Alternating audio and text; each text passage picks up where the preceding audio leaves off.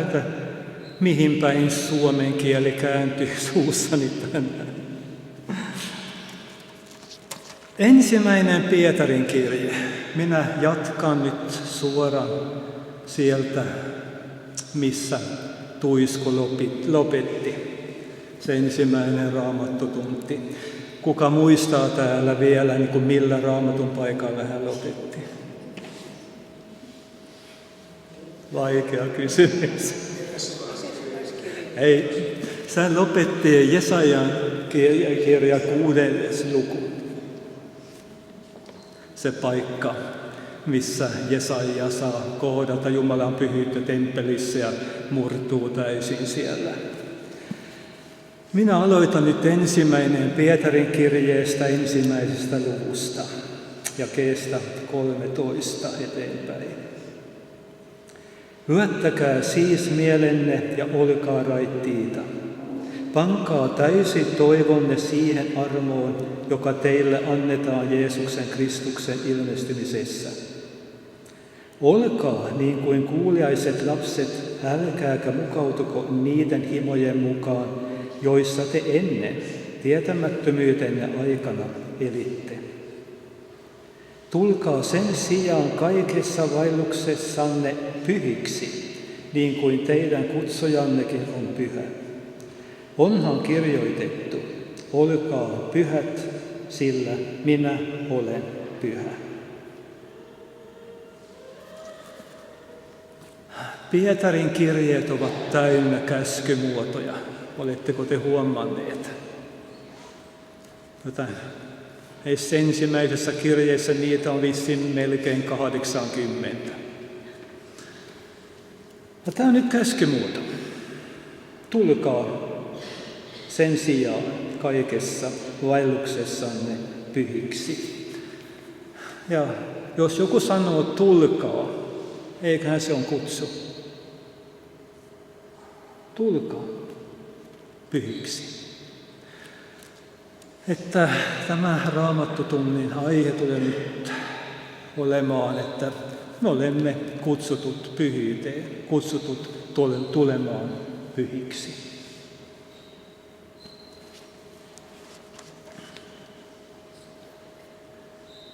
Minä olen ollut nyt pian 53 vuotta uskossa. Tulin uskoon 19-vuotiaana. Ja aika pian sen jälkeen, kun olin tullut uskoon ja ruvennut lukemaan Raamattua, niin silloin rupesin miettimään ja kysymään, että miksi tämä seurakunta, jossa minä nyt olen, ja tämä seurakuntaelämä, jota me nyt elämme, ja tämä toiminta, mikä meillä nyt on, miksi se ei ole enemmän Raamatun näköinen? Eikä meidän nyt pitäisi elää niin kuin se apostolien tekojen 29. luku. Ja siellä luku 28 lukua, mutta nyt tämä pitäisi olla se 29. Että mistä se johtuu? Mikä on tapahtunut? Sillä minä luen Raamatusta, että Jumala ei ole muuttunut. Hän on sama. Eilen ja tänään ja iankaikkisesti. Ja jos Jumala on sama ja hänen sanansa on se sama, mikä on muuttunut? Ja mä oon kyllä paininut tämän kysymyksen kanssa melkein koko elämäni. Omasta puolestani, seurakunnan puolestani, niiden piirien puolesta, missä mä oon nyt ollut ja vaikuttanut. Miksi, Jumala, miksi tämä nyt on tämän näköistä? Ja tämä vastaus on tullut kerta toisensa jälkeen. Olkaa pyhiä. Tulkaa pyhiksi. Kutsujannekin on pyhä. Onhan kirjoitettu, olkaa pyhät, sillä minä olen pyhä.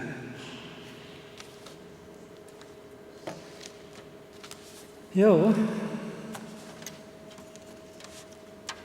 Vaimo yritti sanoa minulle, että yritä nyt edes kerran olla kiltisti siellä, kun meet sinne. Ei sinun tarvitse aina olla ilkeä. On olemassa niin muitakin kuin kovia sanoja Raamatussa. Niin minä yritän nyt.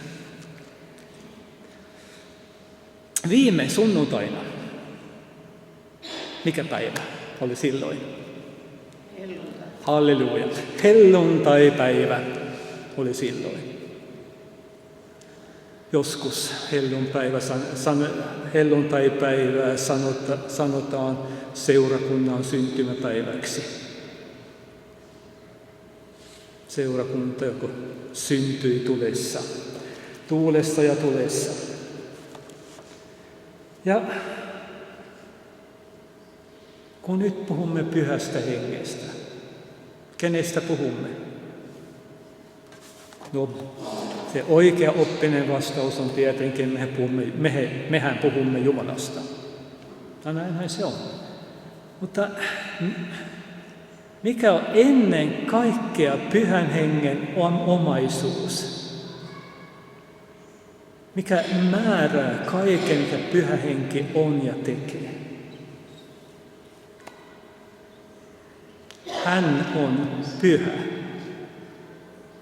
Hän on pyhä. Ennen kaikkea pyhä. Mä katselen niin kuin Raamatusta ennen kuin mä tulin tänne nyt, että montako kertaa löydämme niin kuin Raamatusta tämä ilmaisu Pyhä Henki. Mä löysin aika nopealla etsinnällä 85 kertaa. Ja Pyhä Henki, no tietenkin hän on Jumalan henki, Herran henki, elämän henki, lapseuden henki, uskon henki, viisauden ja ilmestyksen henki, Kristuksen henki, totuuden henki, voiman, rakkauden ja terveen ymmärryksen henki, kirkkauden henki. Mutta ennen kaikkea hän on pyhä. Kaikissa näissä muissa hän on pyhä. Ja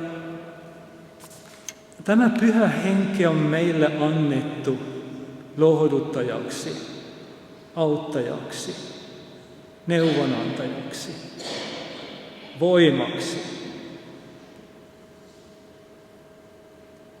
Ja annettu, jos minä olen ymmärtänyt kirjoitukset oikealla tavalla, mikä ei nyt ole niinkään varma.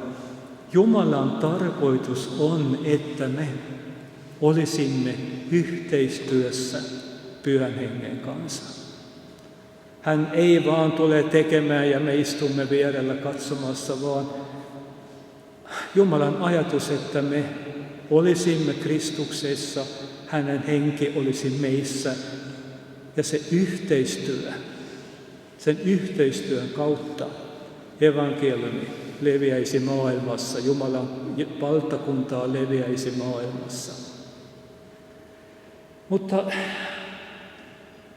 ilmeisesti on olemassa edellytys. Tämä yhteistyö ei suju miten vaan.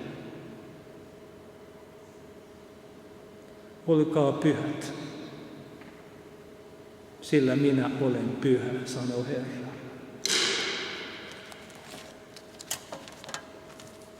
Muutama raamattupaikka. Efesolaiskirja, minä aloitan sieltä, että niitä raamatun paikkoja on vaikka kuinka. Raamattu on täynnä raamatun paikkoja.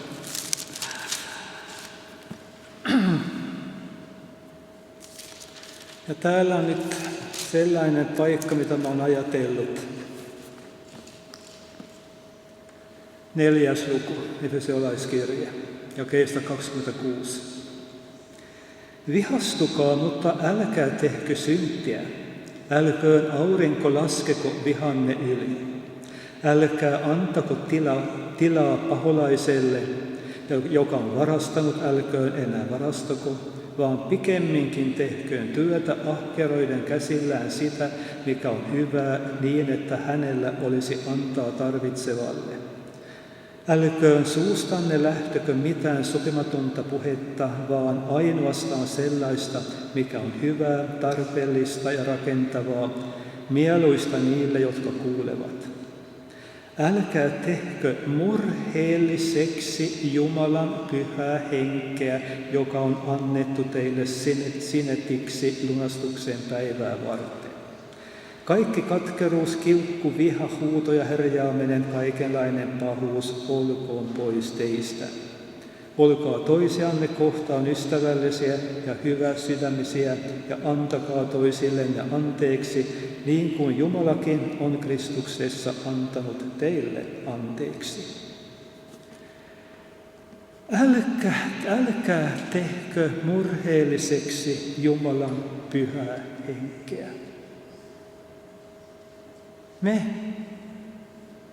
Me uskovaiset, me kristityt, me, jotka olemme tulleet uskoon Jeesukseen. Nämä ihmiset, nämä efesolaiset, tämä on kirje seurakunnalle, kristityille ihmisille. Varoitus siitä, että te voitte tehdä Jumalan pyhää henkeä murheelliseksi. Ja jos me teemme Jumalan pyhää henkeä murheelliseksi, emme kai voi odottaa, että yhteistyö niin kuin siinä tapauksessa enää niin kuin toimii saumattomasti. Ja täällä on nyt niin kuin kaksi jaetta jotenkin vastakkain. Jae 27. Älkää antako tilaa paholaiselle. Ja jae 30. Älkää tehkö murheelliseksi Jumalan pyhää henkeä. Ja on esimerkkejä siitä, miten me voimme aivan niin kuin ymmärtämättä, mitä me teemme, tehdä tilaa paholaiselle. Ja jos me teemme tilaa paholaiselle, niin se on tilaa pois pyhästä hengestä.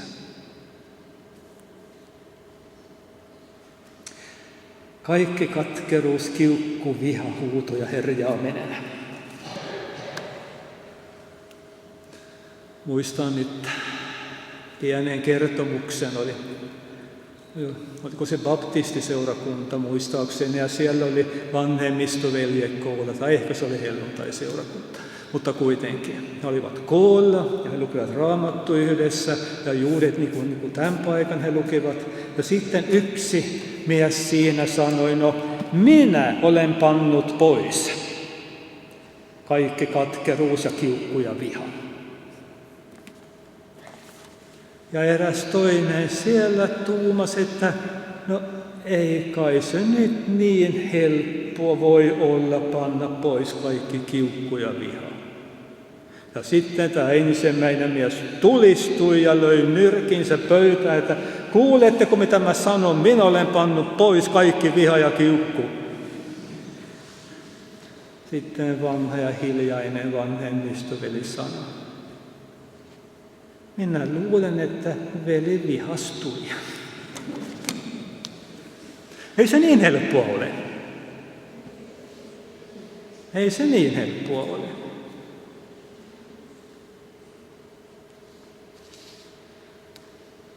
Vihastukoon, mutta älkää tehkö syntiä, älköön aurinko laskeko vihanne yli. Kyllä Jumala tietää just mikä verkkeä me olemme, että tuhkasta ja savesta me olemme tehneet. Mutta hän antaa tässä selkeät neuvot. Kyllä minä tiedän, lapset, että te vihastutte. Mutta kun näin käy, älköön aurinko laskeko vihanne yli. Tehkää parannus. Ja tehkää parannus heti. Tulkaa minun luokseni, sanoo Herra. Ja anna tuo vihasi minulle. Anna Jeesuksen veri puhdistaa kaikesta synnistä. Niin sitten voitte mennä puhtaina nukkumaan niin kuin lapset pitää. Niinhän niin kuin kaikki vanhemmat tekevät, niin ja kaikki vanhemmat tiedä, että kyllä niin kuin lapsi pitää peseytyä ennen kuin menevät nukkumaan. Niin Jumala Isä myös tahtoo, että me menisimme puhtaina nukkumaan. Sillä muuten me teemme paholaiselle tilaa meidän sydämissämme, ja se tila on sitten varattu.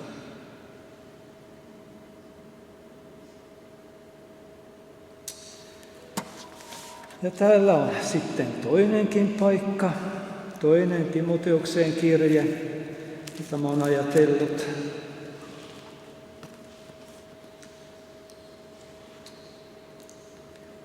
Jakeesta 6 eteenpäin, 1. luku siis. Siksi muistutan sinua virittämään palavaksi Jumalan armolahja, jonka sait, kun panin käteni sinun päällesi. Eihän Jumala ole antanut meillä pelkuruuden henkeä, vaan voiman, rakkauden ja terveen ymmärryksen hengen. Älä siis häpeä todistusta Herrastamme, äläkä minua, hänen vankeaan, vaan kärsi kansani vaivaa evankeliumin tähden sen mukaan, kun Jumala antaa voimaa. Muistutan sinua virittämään palavaksi Jumalan armolahjan.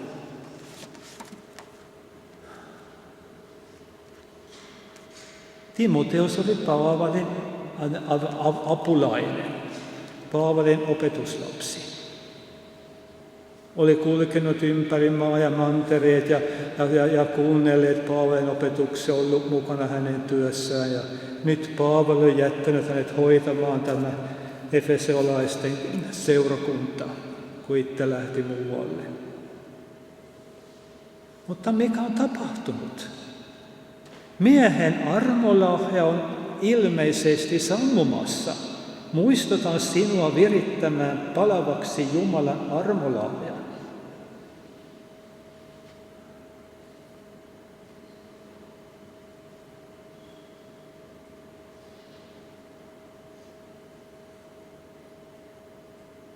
Tähän tiedetään, että Jumalan sanassa sanotaan, että Jumala on antanut niin kuin lahjansa jokaiselle meistä. Siis ihan jokaiselle. Jokainen nyt istuu tässä kirkossa on saanut oma lahjansa Herralta, oma armolahjansa.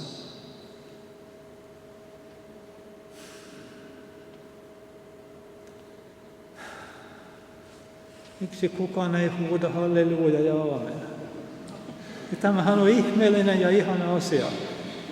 En ymmärrä. Älä syytä Lutheria tästä. Hänellä oli melkein kaikki armolahja, he toimivat vielä.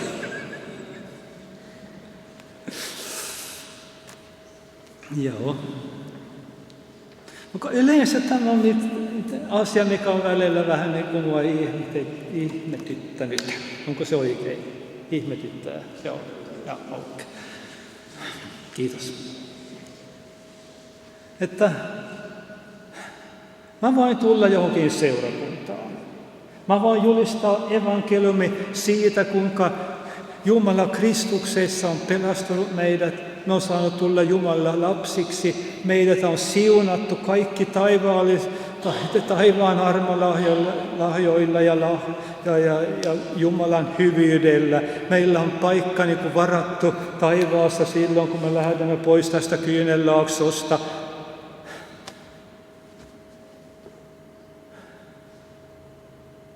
Kaikki istuvat vaan penkillään niin kuin juuri saanut niin kuin tiedon mätkäytyksestä, eikä evankeliumi Jumalan hyvyydestä. Se aivan niin kuin, se ei kosketa meitä. Voisi odottaa, että kaikki hyppäisivät penkkien päälle ylistämään Jumalaa. Ei. Ja silloin minun mielestäni voi päätellä, että jotakin on sammunut meissä. Jokin pitäisi virittää taas palamaan.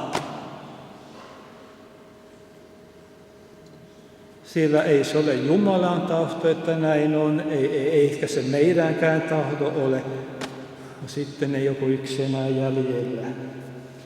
Hänen tahtonsa se varmastikin on. No, miksi nyt tämä Timoteuksen armolahjo on sammumassa? No, ensimmäinen johtolanka tulee heti tässä seuraavassa jakeessa. Älä siis häpeä todistusta Herrastamme, äläkä minua hänen vankiaan. Älä siis häpeä todistusta.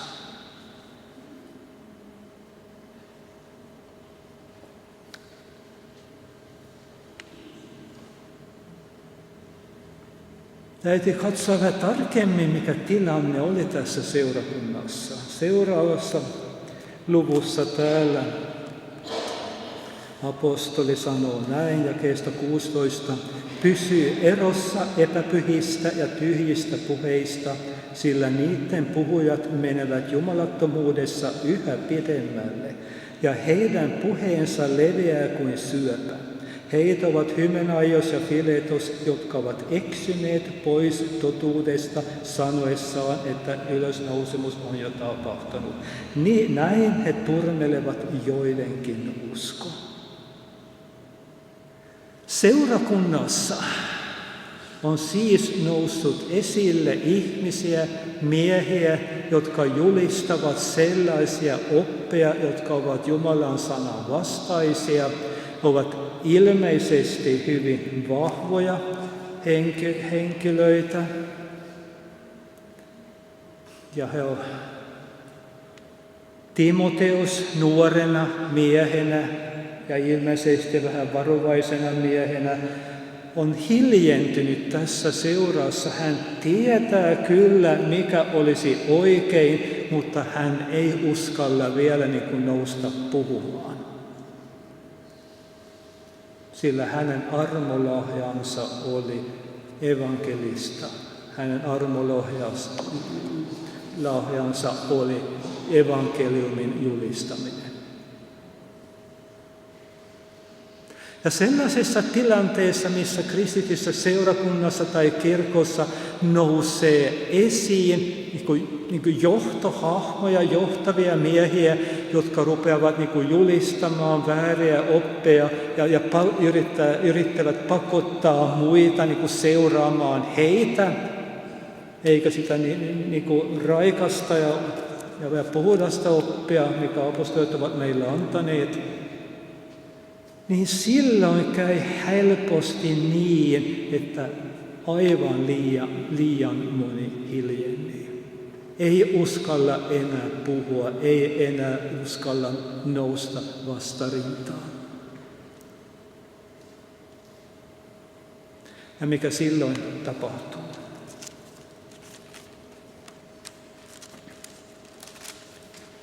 Mulla on täällä sellainen raamattupaikka, jos minä vaan löydän sen nyt yhtäkkiä. Ensimmäinen Tessalonikalaiskirje, 5. luku se pitäisi olla. Joo. Kiittäkää joka tilanteessa, sillä sitä Jumala tahtoo teiltä Kristuksessa Jeesuksessa. Henkeä älkää sammuttako. Profetoimista älkää väheksykö, mutta koetelkaa kaikkea ja pitäkää se, mikä on hyvä. Ja karttakaa kaikenlaista pahaa. Siis tilanteessa, missä seurakunta ei enää koettele kaikkea ja pitää sen, mikä on hyvää, tilanteessa, missä profeetat hiljentyvät, missä ei enää tule tuo kehutus, mikä me tarvitsemme, että me pysyisimme oikealla tiellä. Sellaisessa tilanteessa henki sammuu. Henkeä älkää sammuttako. Että me löydämme niin Raamatusta monta esimerkkiä niin tästä, että yhteistyö Pyhän Hengen kanssa ei suju miten vaan. Että täällä kysytään, että onko meissä niin tahto pyhittyä? Olkaa pyhiä. Siis erotettuja Jumalaa varten. Että kaikki muu lojaalisuus saa jäädä toiseksi. Sillä lojaalisuus Herraa kohtaan on se ainut tärkeä, se on se korkein.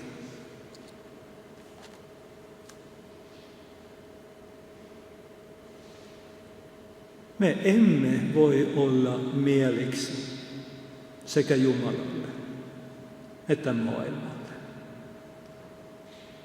Jaakobin kirjeessä sanotaan niin selkeästi, joka tahtoo tulla maailman ystäväksi, tulee Jumalan vihamieheksi. Ja Jeesus sanoo ihan selkeästi, että me emme ole tästä maailmasta enää. Me olemme Jeesuksen omia, ostettuja Jeesuksen verellä, pyhitettyjä veressä.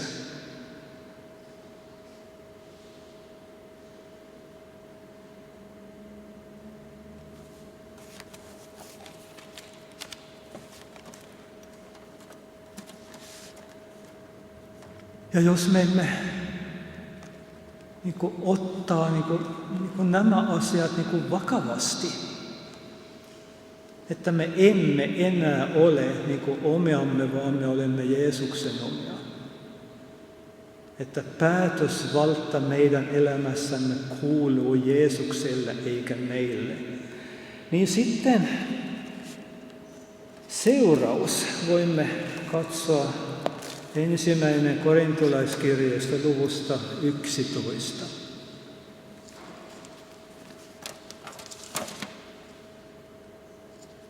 Aika rientää. Se on muuten kummallinen asia tämä. Oletko huomannut, Markku? Aika menee aina paljon nopeammin kuin puhuu itse, kun joku kuuntelee joku toinen. Joo. Just mietit. Eikö se pian lopeta? Joo. Kyllä. Jonkinlainen pieni rehellisyys on kuitenkin kasvamassa sinussakin. Hyvä.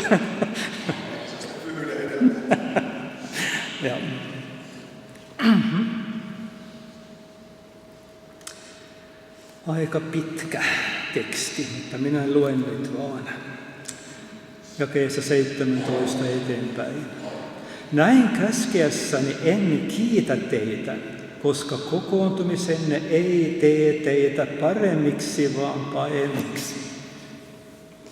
Jos ei tämä ole kova sana, sitten minä en tiedä, minkälainen kova sana olisi. Kokoontumisenne ei tee teitä paremmiksi, vaan pahemmiksi. Olen ensiksikin kuullut, että teillä on eripuraisuutta kokoontuessanne seurakunnan kokoukseen ja osittain sen uskonkin. Täytyyhän teidän keskuudessanne olla puolueitakin, että kävisi ilmi, ketkä teistä kestävät koetuksen. Jaa.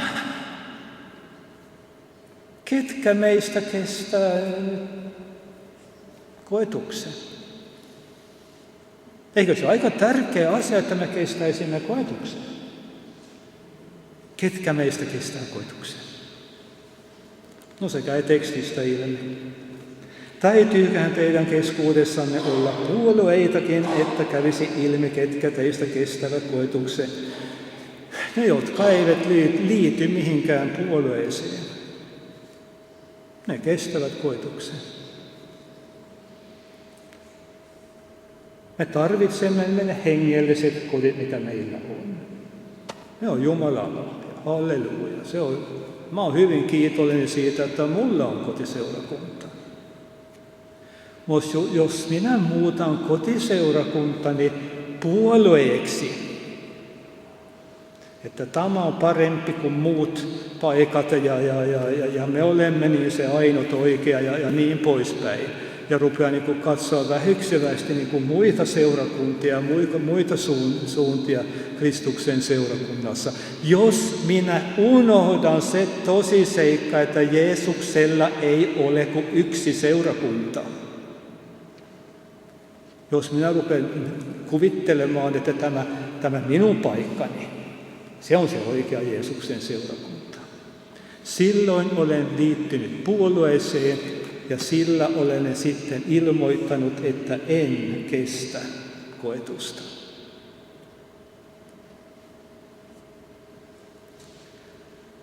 Teidän kokoontumisenne ei ole Herran aterian nauttimista, sillä syötäessä kukin nauttii omia ruokiaan niin, että toinen on nälissään ja toinen juovuksissa. Oli aikamoisia kokemuksia tuohon aikaan. Eikä teillä ole kodit syömistä ja juomista varten, vai halveksitteko te Jumalan seurakuntaa ja häpäisette niitä, joilla ei ole mitään? Mitä minä sanoisin teille? Kiitänkö teitä? Tässä asiassa en kiitä. Seurakuntakokoukset olivat sellaiset, että ihmiset toivat ruokaa mukaan, oli sellainen sanottu rakkausateria. Ja sitten sen päätöksi vietettiin sitten ilmeisesti myöskin kuin Herran ateria. Ja tarkoitus oli, että kaikki saisivat syödä. Että se olisi sellainen, mikä on knytkanaas suomeksi? Knytkanaas. Sellainen, nyyttikesti, sellaiseksi se oli tarkoitettu, mutta nyt jokainen söi, mikä oli itselle tuonut mukanaan, ja ne, joilla ei ollut mitään, saivat istua siellä nälkäisinä ja katsoa, kun muut söivät. Noin yleisesti katsoen, niin tämä on kuvaa tilanteesta, missä on kristitty seurakunta. Siellä on sekä köyhiä että rikkaita, varakkaita ihmisiä. Siellä on yksinhuoltajia, jotka hädin tuskin pystyvät maksamaan vuokransa ja saada ruoka pöydän päällä. Siellä on sellaisia, jotka vaihtavat autot joka toinen vuosi ja ajavat kolme kerroksen paatilla.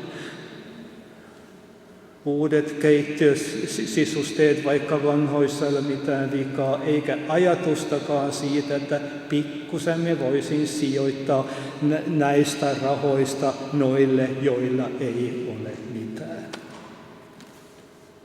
Kiitänkö teitä? Tässä asiassa en kiitä.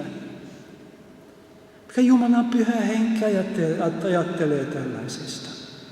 Onko tämä pyhitystä? Onko Jumalan seurakunnan jäsenet tulleet pyhiksi, kun näin käy? Kun emme enää näe, että ihmiset meidän keskuudessamme kärsivät hätää, vaikka itselläni olen yllin kyllin. No, jakeesta 30.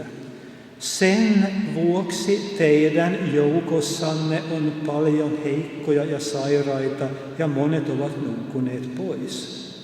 Mutta jos tutkisimme itseämme, meitä ei tuomittaisi, mutta kun meitä tuomitaan, se on meille Herran kuritusta, ettei meitä yhdessä maailman kanssa tuomittaisi kadotukseen. Sen vuoksi teidän joukossanne on paljon heikkoja sairaita ja monet ovat nukkuneet pois. Mutta mitä sanotaan korintolaiskirjan alussa? Sanotaan näin.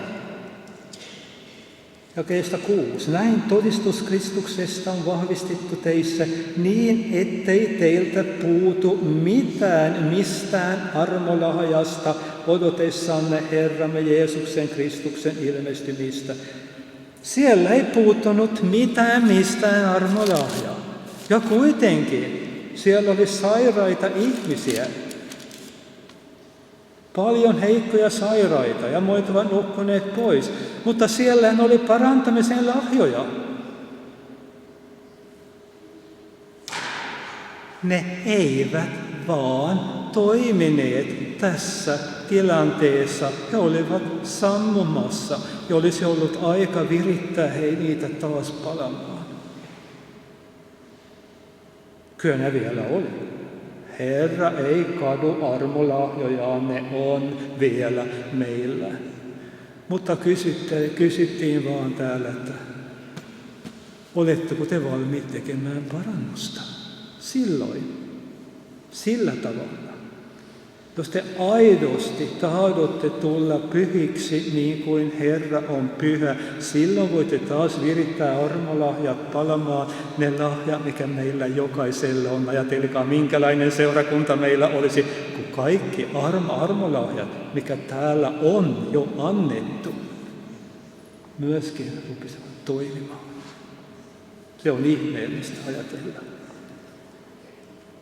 Joo. Heitä se tuo, mistä puhutaan. Se oli juuri se, että lahjat eivät enää toimineet samalla tavalla kuin alussa. Herra halusi, että he huomaisivat, että nyt jokin on mennyt pieleen. Että he kääntyisivät, tekisivät parannuksen, tulisivat takaisin siihen ensimmäiseen rakkauteen, mikä heillä oli. Silloin ne ensimmäiset viikot ja kuukaudet, se sammuu kyllä aivan liian nopeasti tämä ensimmäinen rakkaus välillä. Mutta tie takaisin on aina auki, me elämme armon aikaa. Se on auki.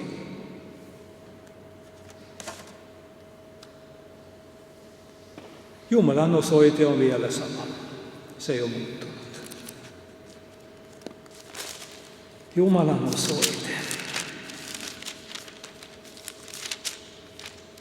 Näin sanoo korkea ja ylhäinen, joka pysyy ikuisesti ja jonka nimi on pyhä.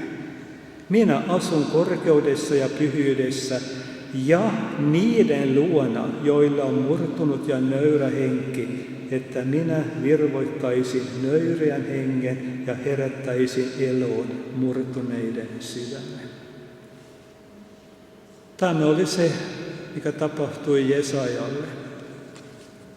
Hän murtui, hän nöyrtyi ja niin hänestä tuli pyhän hengen asumus. Vanhan testamentin melkein suurin profeetta Mooseksen jälkeen. Olemmeko me valmiis muuttumaan ja nöyrtymään? Se on se kysymys, johon meidän jokainen täytyy vastata, jos tahdomme tulla pyhiksi niin kuin hän on pyhä. Aamen.